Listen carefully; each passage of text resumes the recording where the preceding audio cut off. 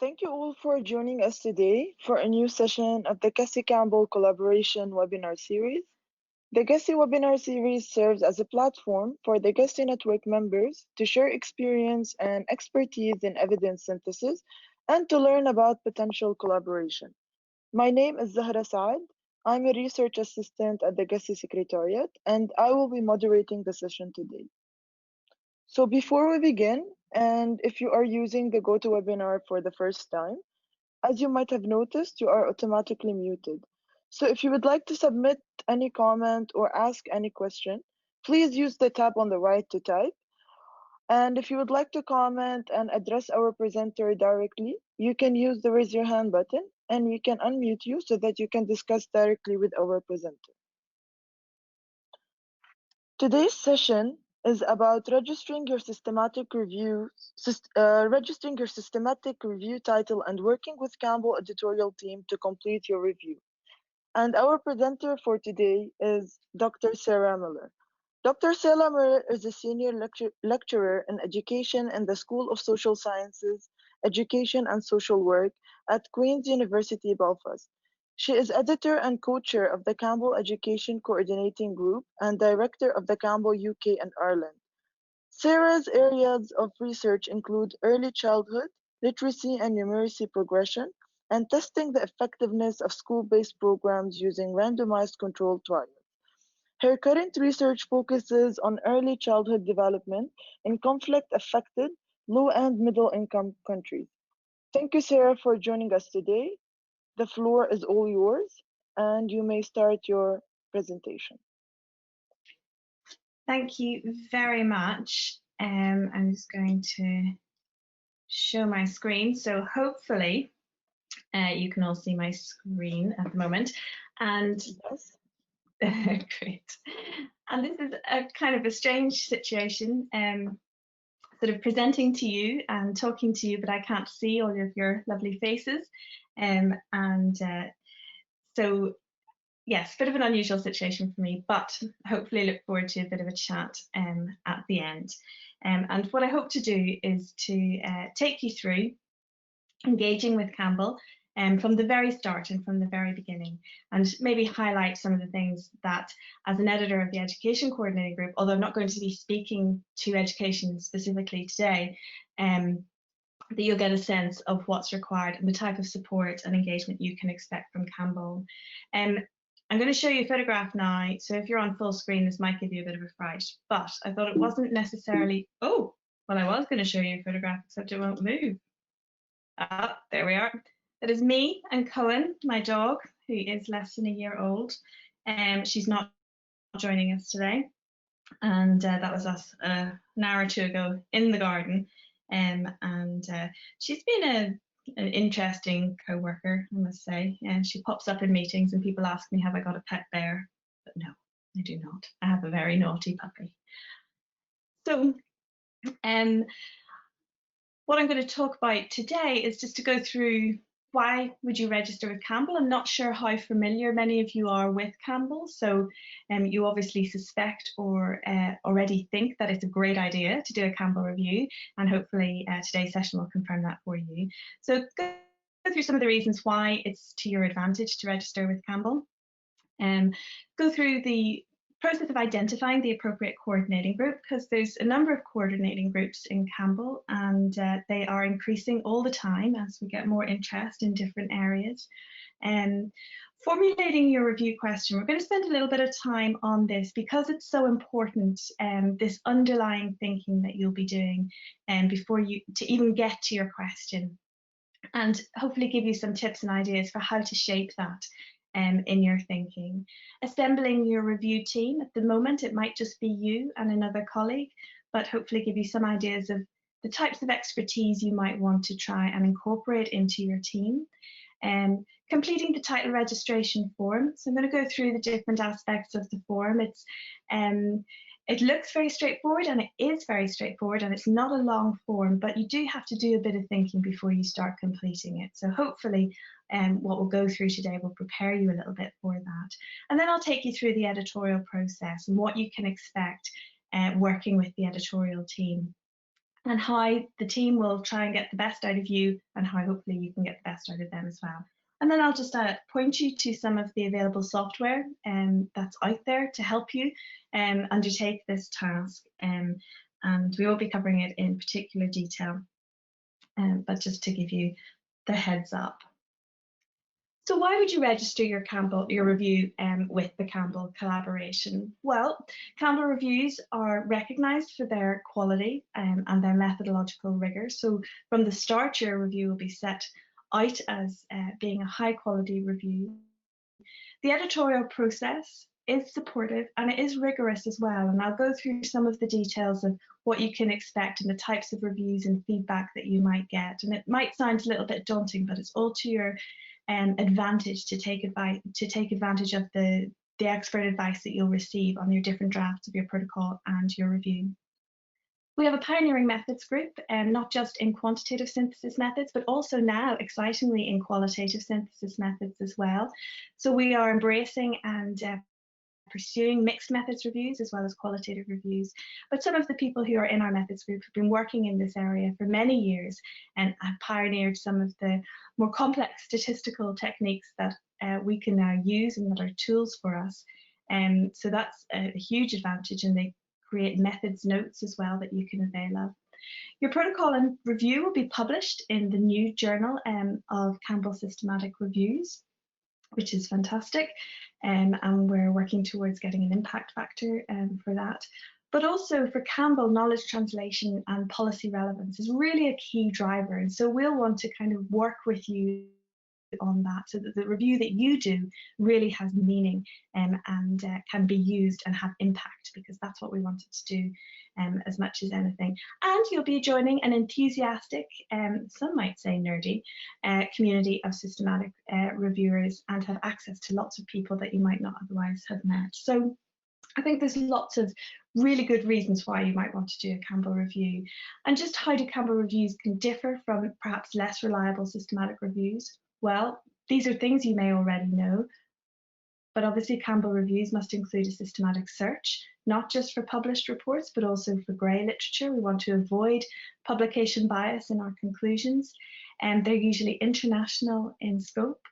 A protocol must be published before the review is undertaken, so that you know that you have an excellent and rigorously reviewed roadmap for your review. And also that the study inclusion and coding decisions are done by two people independently, so that this obviously reduces bias in terms of any sort of data extraction and screening. So you can be sure that the kernel of studies end up in your review really are the ones that should be there. Study quality is appraised. This isn't often done, or sometimes not done, in systematic reviews, so that you're not just gathering any evidence together, you're gathering together high quality evidence, which really allows you to be much more confident in your conclusions about what your evidence is saying. As I've already said, Campbell reviews undergo peer review and editorial review at the protocol and the review stage. But also importantly, and this speaks back to the point I was making about doing policy relevant reviews, they provide answers for decision makers. Synthesizing the evidence that's important, and where we can, including a statistical meta-analysis of the data from those primary studies, and also increasingly, which is really important, to provide context to these quantitative results, theory-based analysis of qualitative evidence as well. So there's many directions in which you can go, and actually, that, because that can be quite a daunting challenge. I mean, if you might already have a really good idea of what your review question is, but hopefully I will give you some ideas of how to narrow that down and how to choose a focus. But you'll see here that each coordinating group covers different areas, has its own editorial team. And whereas Cochrane is very health-based, we are based within the social sciences. And some of these coordinating groups or review groups, like Climate Solutions, for example, are very new. And disability is relatively new as well, and business and management. Some have been around for a while, like education and crime and justice and social welfare and obviously you'll see there's a methods group there as well. But actually co-registration is also an option. So if your review topic kind of straddles two areas, it is possible to co-register your review with two groups. That would often actually be the case for perhaps education and social welfare, where there's often a bit of overlap between the subject areas. And we work closely together, not just as a coordinating group within the group, but between groups we meet very regularly as well. So my strong advice to you, if you haven't already, if you're just in the very beginning stages of wondering whether Campbell Review is for you, is to make contact with the editorial team that you think your review sits within early in the process. I think it is possible to kind of see the editorial teams as a bit far away and out there, but I think the sooner you engage with the editorial team, the better idea and the clearer your idea for your review will be. And they'll be able to provide you with great advice in terms of narrowing or broadening your scope. And typically, coordinating groups have an editor. So I'm the editor. Well, there's two editors actually. Jennifer Hanratty is co-editor of the education group. Each group has an embedded methods editor from the methods group. Some groups have an information specialist. The education group, we have Dr. Ciara Keenan, and every group will have a managing editor as well. And the managing editor is usually your first and main point of contact, and they're the person who really keeps an overview of the day-to-day running of the reviews that are ongoing in that particular review group, and they're probably the person that will communicate with you as well. But don't be afraid to get in touch with any of the people who are listed in the editorial team, and you'll see I've included the link on this slide for where you can find out more about each of the groups. And most groups as well have an editorial board. Some are more active than others, and that editorial board is really there to provide direction and advice and steer for the coordinating group. But it's really the coordinating group that manages the day-to-day production and review process for every review that is ongoing. So as I said, you might have already a very clear idea of what you want to do. And I thought I would give you a few examples of some existing Campbell reviews and protocols, so you can kind of see how they are structured. So these are two that have been published recently in our journal. So the effectiveness of interventions to manage acute malnutrition in children under 5 years of age in low and middle income countries. And you can see there very clearly that the intervention is clearly stated. Interventions to manage acute malnutrition in the population of interest, which is children under 5 years of age in LMICs. And then we have a protocol, which is friendly visiting, not unfriendly visiting, friendly visiting by a volunteer for reducing loneliness and social isolation in older adults. And you'll see here that the intervention is mentioned, and the outcomes of interest are mentioned, loneliness and social isolation, and the population in older adults. So these are how a review and a systematic review and a protocol would appear in our journal, but we also produce plain language summaries of our reviews. And this is a really good way of having a short, concise, informative document that's easy to digest and read that we can give to people who might want to use our reviews, because reviews end up being quite lengthy documents, and it's not always everybody's idea of an invigorating bedtime read. So you can see here the plain language summary for cognitive behavioural therapy for anxiety in school-aged children with autism spectrum disorder, and they found that it can reduce anxiety.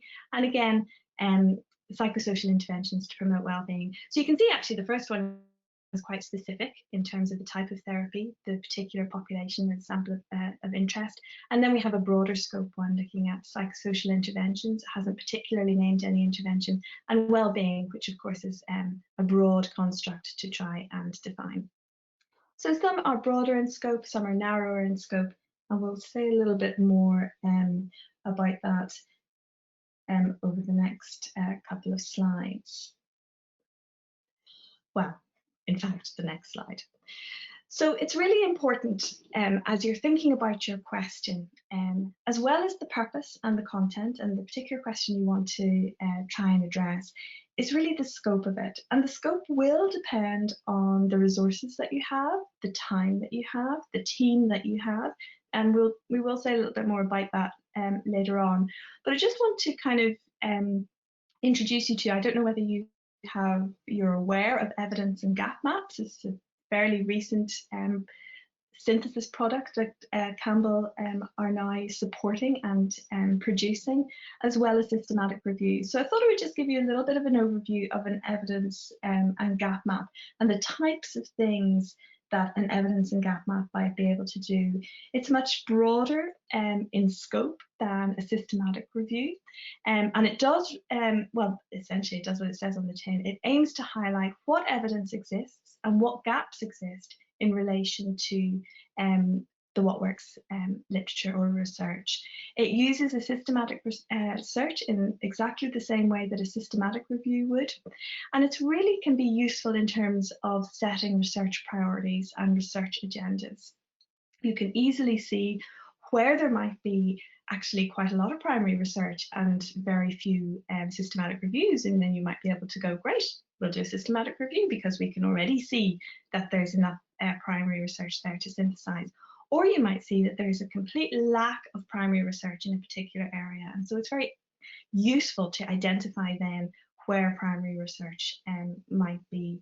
It would be useful to do. So it is still very much focusing on effectiveness and impact evaluations, and really trying to pinpoint where there is evidence and where there isn't. And also it can say something about the rigor of the evidence that's there as well. So I'm going to show you an example of an evidence and gap map. And this is an evidence, gosh, tripping over my words now, an evidence and gap map of impact evaluations in the area of homelessness. This evidence and gap map was produced by Howard White and his team from Campbell. And you can see there that actually the outcomes are listed across the top. It's a very useful matrix and very visual. And then the types of interventions, or the interventions with different characteristics, are listed down the side. And so you can very quickly see where there's a lot of evidence for what type of intervention for what type of outcome. And if we look then, for example, at the housing stability outcome and the accommodation with support services intervention, we can see actually that there's a big red bubble, and if you hover over that, which I did when I did my screen grab, there are 20 high quality primary studies, 11 low and medium primary studies, 3 high quality systematic reviews, and 5 low and medium quality systematic reviews. So the evidence and gap map doesn't actually tell you anything about what the evidence says. So it hasn't extracted any data about effectiveness. So we can't say yet whether these accommodation with support services actually improves accommodation status, but we can immediately see that there is evidence there that we can go and look at, and actually it looks like we might not need any more research in that area. We just need to go and look at it. But you can see there's a lot of empty cells where perhaps there is evidence missing, or that might be a good sort of area to target some primary research. And one of the very useful things that an evidence and gap map can do is lead to systematic reviews. So myself and members of Campbell UK and Ireland are doing 3 systematic reviews based on this very map. And so we have identified areas where there is a lot of primary evidence, but there's not a lot of systematic review evidence. And so what we're doing is we've identified a certain number of cells, and then we are now synthesizing the evidence and extracting that data from the primary studies to answer some very important questions about the effectiveness of different types of homelessness interventions. We're just coming to the end of that process now, actually, so those 3 reports will be available soon, and that's working with the Centre for Homelessness Impact. So that's an example of how, and because the searches that were done for this were so rigorous, we didn't have to do our own searches. Now, at some point they would need to be updated, but you can see how it can be a jumping off platform for systematic reviews. But in the first instance, it gives you a really good broad scope of what's out there. So evidence and gap maps, very exciting thing that we are now doing. But systematic reviews, of course, And the scope of systematic reviews can really vary as well. And I think it's really important that you are clear about the scope of your review before you get so far into it that you realize, oh my goodness, this is enormous. Sometimes it's not that easy to tell. I'm going to give a personal, painful example of where we started out doing a very broad review. So I should have done this talk to myself at that point. So I'm going to talk a little bit about, and this is sort of formulating your research question. Are you interested in looking at or doing an intervention or non-intervention review? So are you interested in the effectiveness of something, or are you interested in the relationship between two particular variables? We're going to think a little bit about the lumping and splitting principles, which you may have heard about. There must be a nicer way to describe it, but anyway, that's what it is. A little bit on mixed methods and qualitative synthesis, and then how to use the PICO framework to really guide your thinking in formulating your question. So for intervention reviews, you are examining the effectiveness of a particular intervention. So is intervention X effective? Now, that sounds reasonably straightforward. But when you're in the area of social science and education, actually the interventions that we want to evaluate, either as primary research or synthesize, can be quite complex.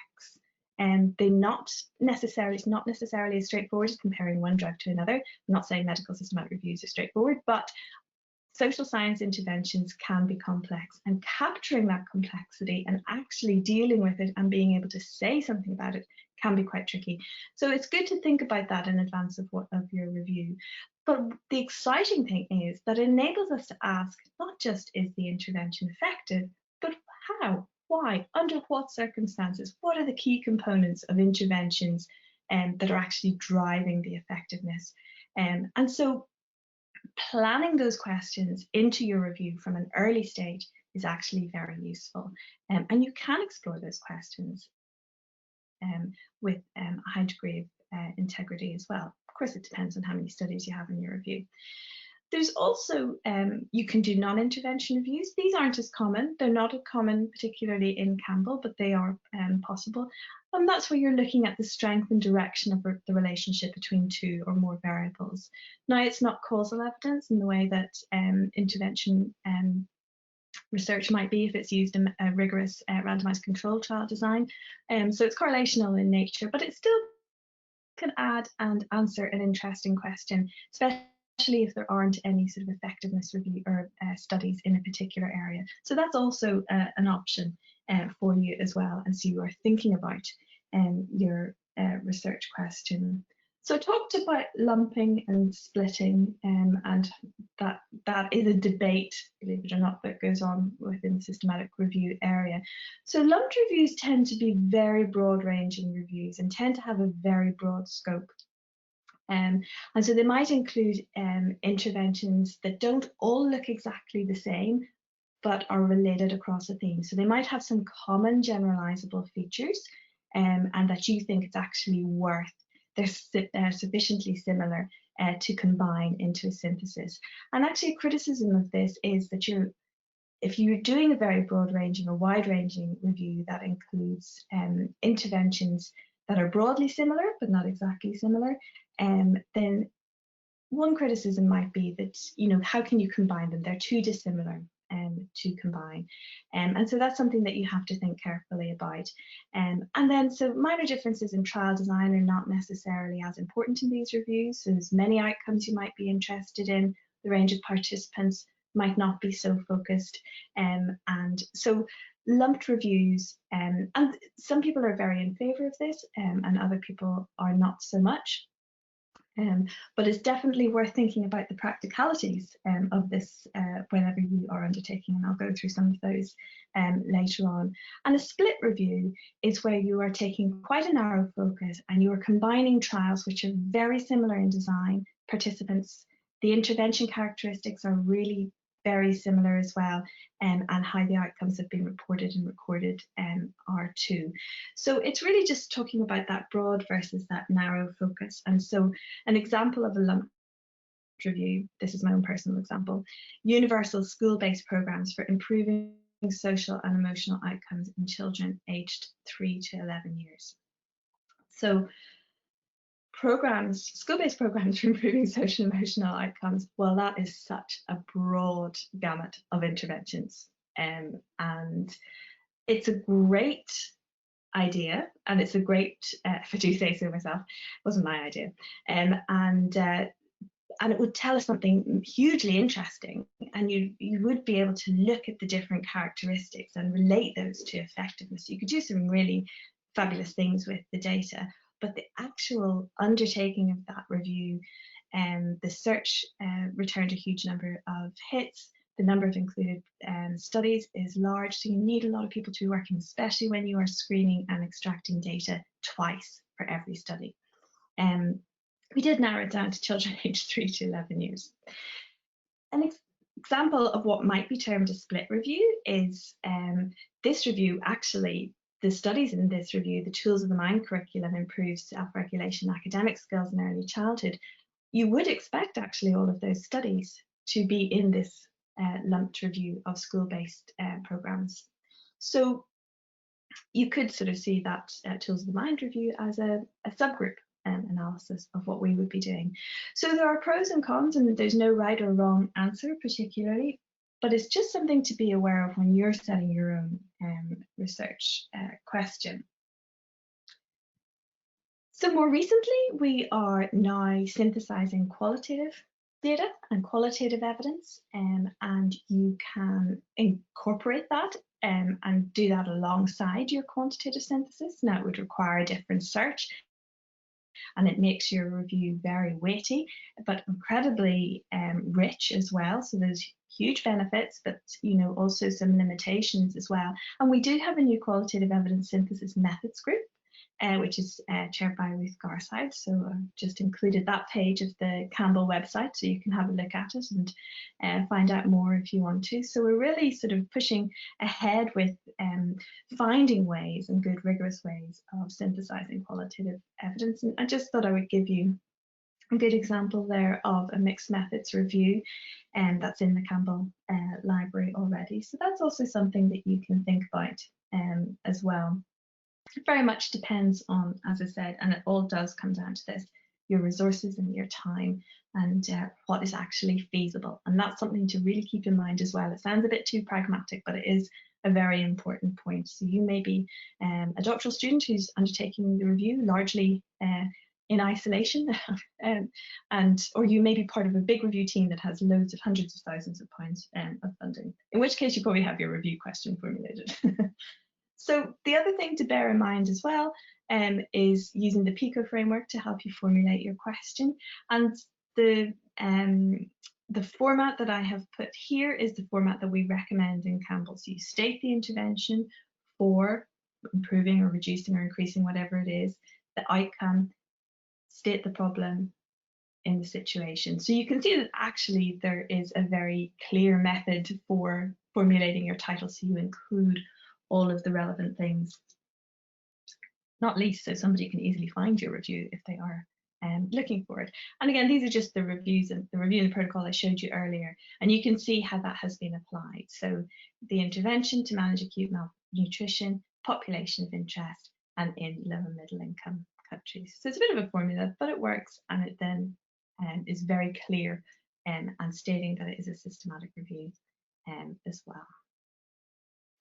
Other things that are really important to consider are the policy relevance. That is important for Campbell reviews, but also the practice relevance as well, and how the evidence you are generating and synthesizing might be used.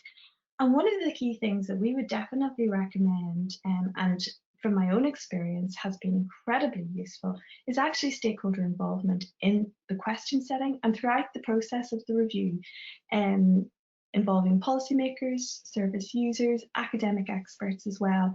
And one thing that actually has worked well for a number of reviews is convening an advisory group for your review that dips in and out and provides you with advice and guidance in terms of your review and perhaps the direction that it might go in. when you're thinking about what are the most meaningful questions to ask and answer, be aware you can't answer everything, much in all as you would like to. And as researchers, we want to answer everything, but it's not always possible. So be practical and and think about what you can reasonably answer. And one of the things that you might want to do is some initial searching to try and see what available evidence there is out there. And if you are friendly with or have contacts with search specialists, then it's very useful to engage with them at this stage. And actually, we recommend that you have a search specialist on your team, which I will mention later. But you can also use priority setting exercises like the James Lind Alliance, for example, and also priorities identified by key stakeholders. So I hope that you're kind of starting to see that even before you get to the title registration stage, there is a wee bit of thinking to do in order to, now you don't have to have all your thinking done by any means, but even to have this kind of process started is very useful and will really set you up for a good review. So when you're assembling your review team, Avengers Assemble, I would really advise that you have a good mix of, without making your team unwieldy, but also there's that delicate balance. You want content expertise, so you want people who know about the area, academic experts, for example, but also people who are working on the ground in the area that you are planning to do a review in, because what you want is for your conclusions and your synthesized evidence to be easily translatable. What does this mean for the social worker who's going out and doing interventions with families or working with children? What does it mean for them? And the more you can in your review make that clear and translate it, I think that really helps. So content expertise, academic, but also practice. Methodological expertise, that's really key. We do provide methodological support, absolutely, but I think to have your own person in your team who has done meta-analyses before, ideally we would really want you to, or somebody in your team to have done a systematic review. It doesn't have to be a Campbell review, but have experience of doing this kind of work. And not everybody has to have all of this experience. It can be sort of distributed between the team. And absolutely would recommend, if you can, to have an information retrieval and search specialist, perhaps subject librarian if you are lucky enough to have one and know one, and possibly also key stakeholders. You don't necessarily have to have key stakeholders necessarily as part of the review team, but part of the advisory group, certainly, if that's what you intend to set up. But having that involvement is really important. So having that mix of expertise, and that's something we actually check for as well. Whenever you're registering your title, we will look at the expertise of the team. And you don't have to know it or have it all. We can provide you with, if you feel you're missing a little bit and you don't know who to ask, or if you need a content or a methodological expert, we can certainly point you in the direction of people we know that might be interested. So draw on the coordinating group's connections as much as anything else. So completing the title registration form. So that's all the thinking that you've done or are doing as you start to think about registering your title, which is a really exciting part of setting up your research. And it's the thinking that you would do anyway, whether you were doing primary research or whether you were doing systematic review. It's exactly the same. It's all this planning, and planning is the key to a successful review for sure. So there are separate title registration forms for systematic reviews and EGMs.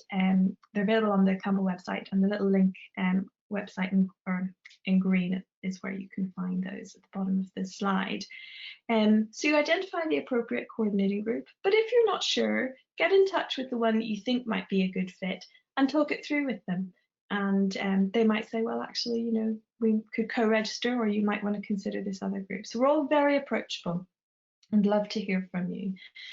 The form asks you to provide a brief background. You don't have to provide a huge amount of detail in the title registration form, but you do need to kind of show that you kind of thought about it. So provide a little bit of background to why the review is necessary, why it's important, its policy relevance, as I was saying, that's key to Campbell. We want to do policy relevant reviews, so really draw that out.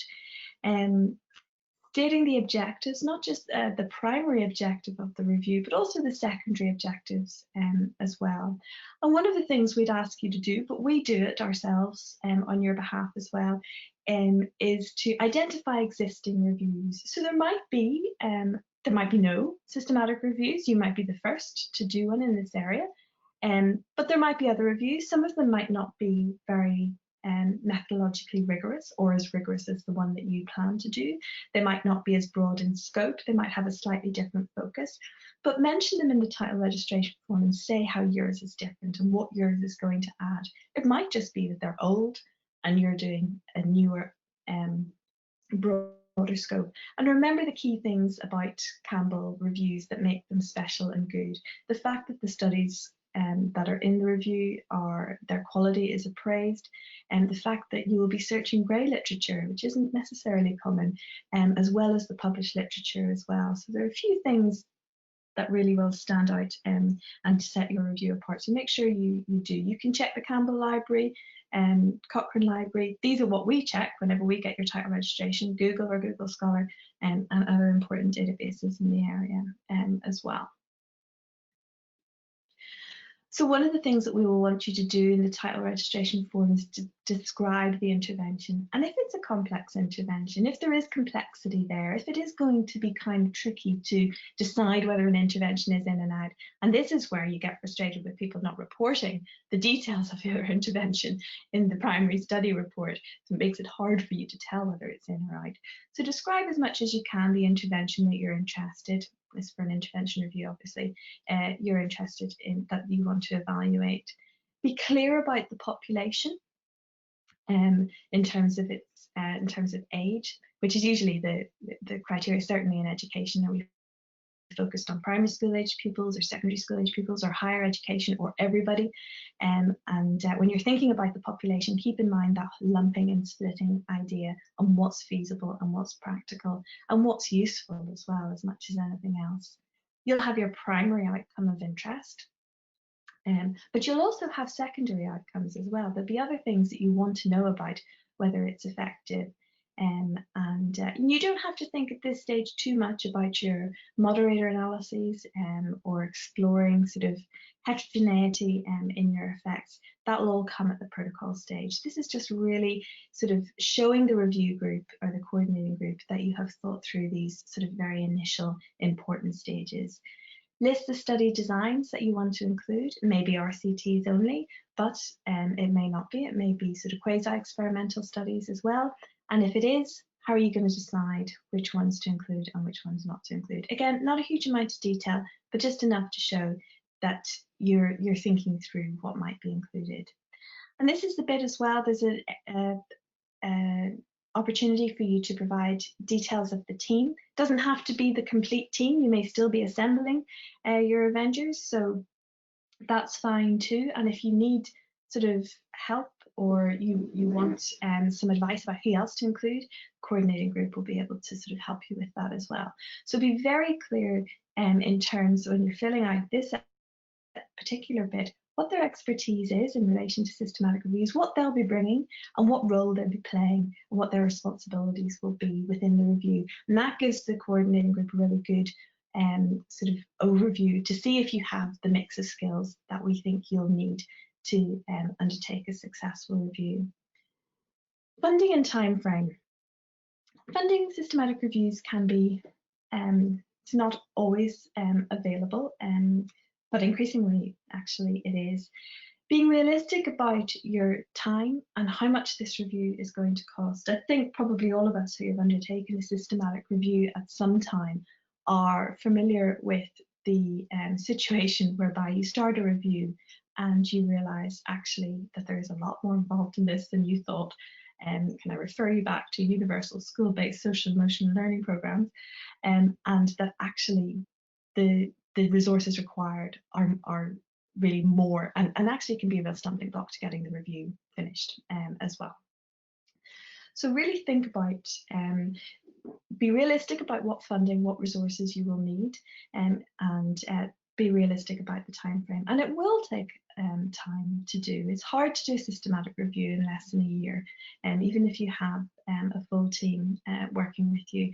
So also about what people's contributions can be as well. Tie them down. Say, can you contribute a day a week to this, or a day every 2 weeks to this, and make them commit to that. Really important to identify any conflicts of interest amongst the team. So have any team members been involved in conducting any studies that you think might make it into your review? So it'd be really important to identify that and how you plan to mitigate that. For example, they're not involved in rating or data extracting or rating the quality of any of their own studies. There are ways around it. Conflict of interest doesn't mean you can't do it, just that we need to be aware of it.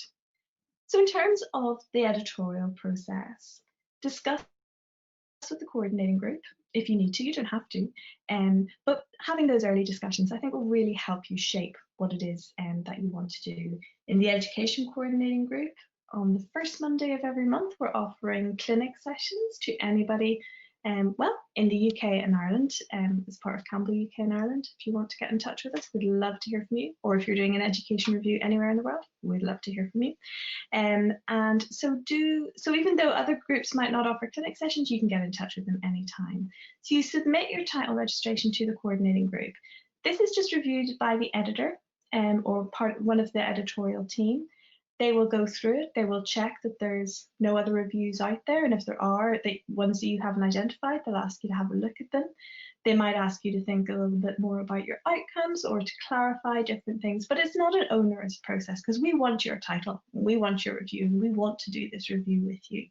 We don't want to make it hard for you. So you might get a response from the editor saying, well, could you make a few tweaks or think about this? And if you're happy with that, then once we accept your title, it's published in the Campbell Systematic Reviews journal, and then you're granted access to Archie and RevMan, which I will mention later on, but these are the systems we use to manage and to generate the systematic reviews.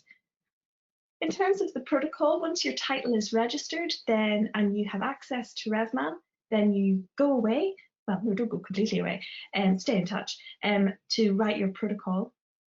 And this is a much more detailed roadmap of how you plan to do your review. And you kind of almost have to imagine every scenario that you're going to come across and say how you're going to deal with it. But there are lots of protocols out there to allow you to see what you need to include. But also RevMan contains all the sections that you need. And within RevMan, for each section, it also directs you to the specific section of the Cochrane Handbook, which gives you much more detail. So it's really helpful in terms of understanding what you need to put into each section.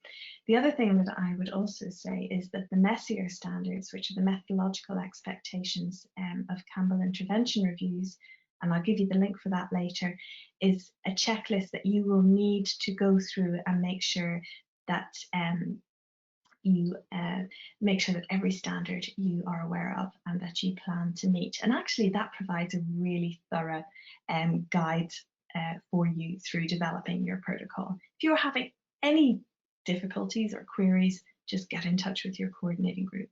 And that protocol, and it's the same process for protocols and reviews, is sent out by the editorial team to 2 content experts, a methodological expert and or a search review expert, an information retrieval specialist. Sometimes the methodological and information retrieval specialist is the same person. And then also it undergoes an editorial review. So I will get, as editor of the education group, I get all of the reviews back.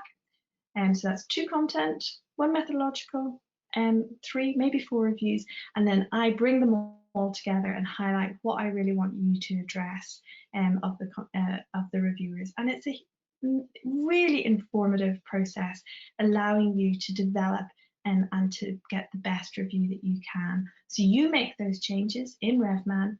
As an editor, I review them and accept them. And there might be a bit of back and forth between us as we figure out what it is the changes that you are to make.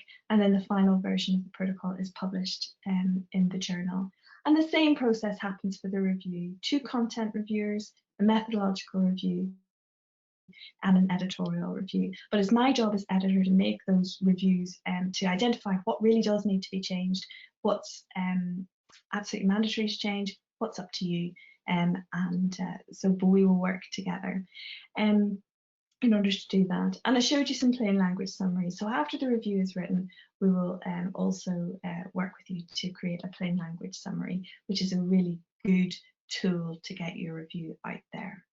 Kind of conscious we're running out of time, so I am going to, I just have a couple of slides left.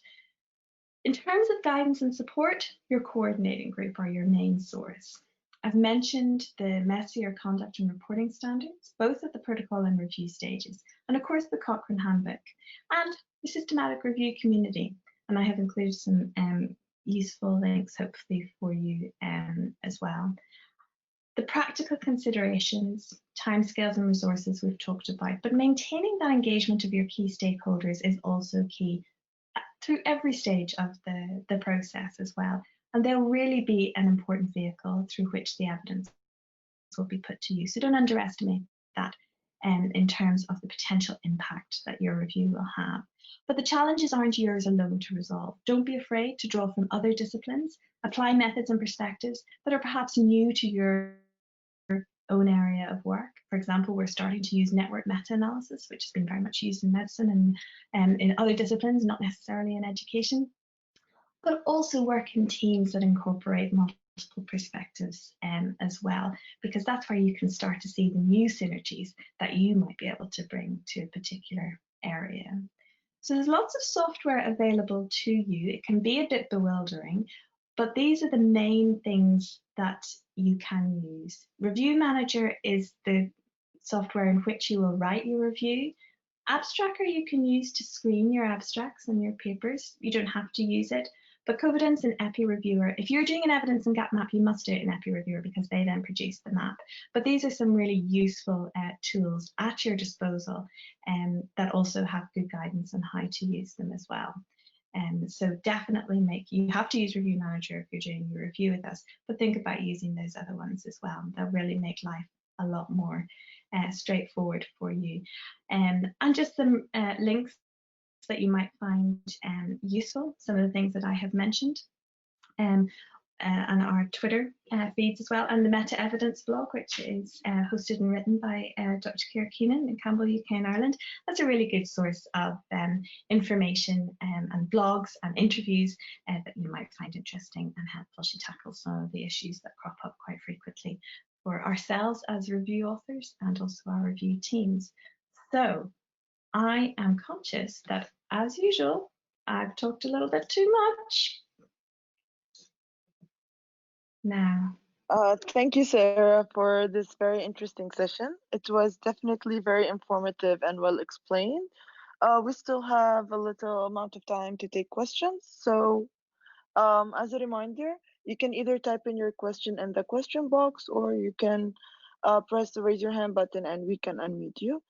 It seems that we have a question from Yasmin Badour. I'm going to unmute you now. Hello. hi. Hi. I'm just wondering, when you're saying assistance, what you're saying that if we're trying to do like something like meta-analysis, what kind of assistance would you be able to provide with that?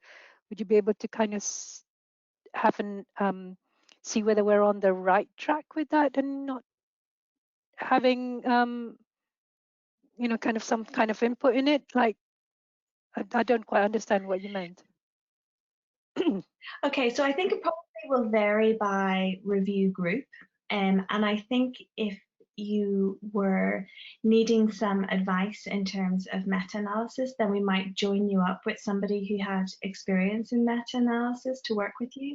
So because all of the people who work on the coordinating groups are volunteers essentially, and can often drop for time, it does depend on the group in terms of how much time they might have available to help you with, but they certainly would be able to point you in the direction of people that could help you. So I wouldn't like to think that you would be left, to your own devices in any way, because we definitely want you to be able to do the review. So it's not a very clear answer, but certainly we can provide, if not actual advice, then certainly direction and where to go. Okay, thank you. Will the slides be available to us later? I think so. Yeah? I might take out the Okay. one of my dog though. Okay, thank you very much. That was very useful. Thank you for your time. You're very welcome. Yes, we will manage to share the slides after the webinar. We also have two questions that are similar, saying, is it free to register my title of review and work through all the processes with editors before publishing the review? Yes. So one of the things, though, that we would say is if your review is funded, or if you are putting in funding for your review, then we would like you to sort of include editorial costs as well. So, but we appreciate that a lot of people are doing reviews that are not funded, in which case there is no charge for registering your review or receiving the editorial feedback that you receive. Thank you. So we have another question from Joseph Yang saying, is there any guidance or handbook when performing a Campbell collaboration systematic review? So we follow the Cochrane guidance. So if you follow the Cochrane handbook, and also in conjunction with the Messier standards, that's the guidance that you will need. But if there's anything that's unclear, then it's very wise to get in touch with your coordinating group for any clarity or clarification. But also Campbell are in the process of developing training materials as well. And also there are some training videos online as well that you can access, but we are actually in the process of developing new materials that will be available over the next 12 months. Another comment from Diana Cardenas saying, I'm working on my protocol at the moment and I found myself writing a lot of details describing the phenomenon and the current interventions. What length are you looking for in a protocol? Well, that's a really good question actually, because some of our protocols are very, very long and they don't need to be very, very long. It's a little bit how long is a piece of string, because you want to include enough detail that you are very clear on every aspect of what you're going to be doing, but it doesn't have to be overly long. So the background section doesn't have to be pages and pages, and certainly we would prefer protocols to be concise and informative rather than overly lengthy as well. So there's no exact length, but if you haven't included enough background or enough description of the intervention, your editorial group will certainly let you know. Another question from Sabina Singh saying, thank you so much for all the information, Sarah. With your experience, how long does it take on average to reach the protocol stage after registering? Thank you. Well, also another good question. They're all good questions. We usually say about 6 months, but we totally appreciate that also that it depends on your time commitments and how much time you have. Is it a funded review? You know, is your time protected? Is the team's time protected? We would recommend 6 months between title registration and protocol to keep the process going, and that does seem to be a reasonable amount of time. Not everybody does that though.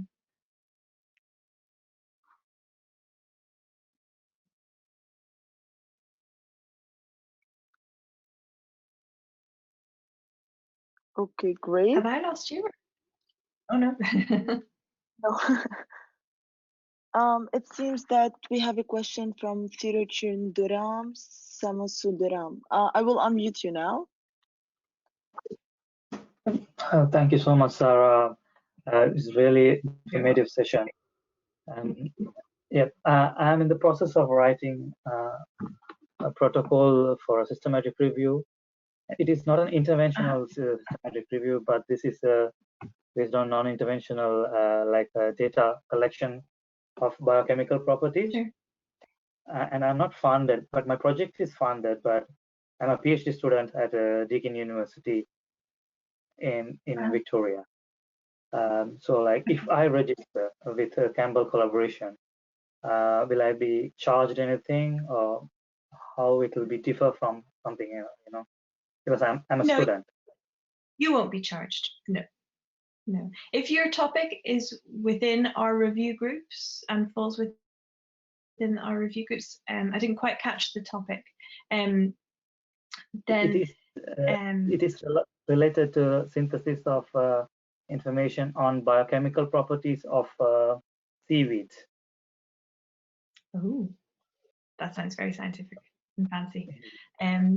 So I'm not sure whether there is a review group within Campbell that would fit within. So that would be an important aspect to make sure that it actually does, fit within one of the coordinating groups. But I mean, certainly happy to have an email exchange to kind of try and figure that out with you if you want. But no, you wouldn't be charged. Yeah, thank you so much. You're welcome. Thank you.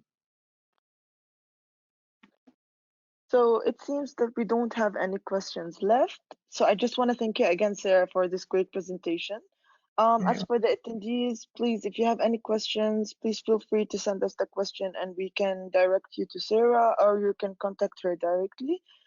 Just please make sure to follow us for other sessions for the Getty webinar series on our social media platforms. Thank you again for attending.